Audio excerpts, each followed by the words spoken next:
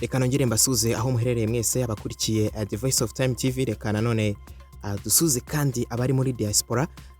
Mu makuru rero tuje kubagezaho nukubabwira ati Tour the World ikaba umunsi wa mbere cyangwa se agace ka mbere, etape ya mbere ikaba irangiye, ikaba yegukanywe no mu Birigi Remco Evenepoel. Niwe wegukanye irushanwa ry'amagare ry'isi ririmo kubera hano i Kigali nyine mu cyiciro cyitwara wenyine ITT mu bagabo. Ayitwaye nyuma yo kunyura kuri kabuhariwe Tadej Pogacar. Gusa ibintu byamukoreye byo bazabyiga mu mateka abana bazaba bavuka muri iki gihe nyine.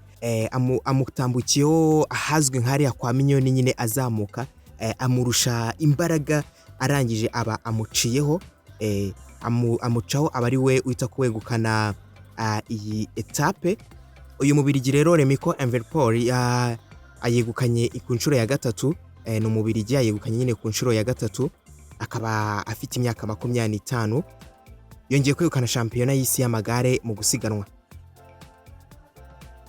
Yongeye rero kwegukana iri rushanwa ry'amagare mu gusiganwa n'ibihe, aho yakoresheje iminota 49 n'amasegonda 6 ku ntera ibirometero 40 byose. Yabashije rero kumucaho ibintu byatangiye gutangaza benshi bitewe n'uburyo yarari inyuma yiwe, arangije amucaho. Nukuvuga uyu wegukanye nyine iyi etape yarasanzwe yegukana n'izindi etape nyinshi zigiye zitandukanye. Ni umustar ukomeye cyane, benshi bagiye bavuga ati Cristiano na Ronaldo kuri ubu ngo bahanganiye mu Rwanda nyine mu bijyanye n'amagare, kuko bari bateganye neza, arangije amunyuraho abasha kumutsinda. Wibuke habaye amasiganwa haba ku bagore ndetse no ku bagabo nyine. Ku bagabo rero akaba ari uyu nguyu uyegukanya, akaba yakoresheje nyine iyo minota tumaze kubabwira n'ayo masegonda. Ni ibintu bidasanzwe cyane, ni ibintu abenshi batari biteze, dore ko abenshi babitereye hejuru. Kuri ubu ngubu rero Remco niwe ugiye gutana umudare ku nshuro ya mbere rero, kuba yakoresheje iminota 49 n'amasegonda 6. Uyu Remco afite aba followers cyangwa se akurikirwa kuri Instagram na followers 1,100,000 birenga, ariko ndizera ko aka kanya bagiye kwita bazamuka cyane bitewe n'uburyo agiye kuvugwa ku isi hose, cyane ko mu Rwanda ashobora kuba atarazwi n'abantu benshi, ariko bagiye kwita ko bajyaho bamu following ari abantu benshi cyane. Ni rushanwa rero ryaranzwe n'ibyishimo byinshi by'abanyarwanda beretse abanyamahanga rero, dore ko imihanda yose aho wanyuraga wasangaga abanyarwanda barimo baserebura bishimye cyane, dore ko kandi Saverina ari we wabimburiye abandi nyine mu gutangira aya masiganwa, nubwo yaje gukurwa ku ntebe nyine n'undi umunyarwandakazi nyine Anirere Saverina, uriya nyine uvukana Ndayisenga Valence twakiye tumenya utwara amaturu y'u Rwanda agiye atandukanye.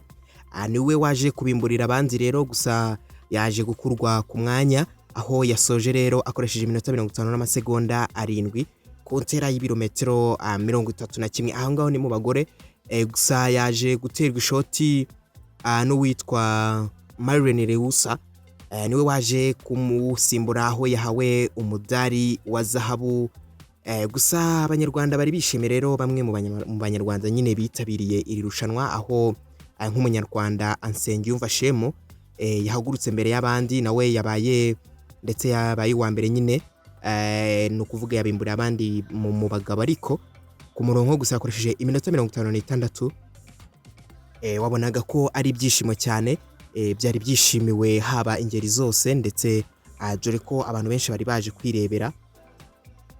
Ni byinshi rero byagiye biranga iyi Tour du Rwanda, ndetse ejo baritegura gukomeza iyindi etape. Birakomeza rero kuba, ndetse natwe turakomeza kuba habera tubagezeho gatanu ku kandi. Icyo ngusaba rero ni ugukanda subscribe, ugafungura inzogera kugira ngo Voice of Time ihakubere gatanu ku kandi. Nje nita DJ kandi famous. Ndabashimiye.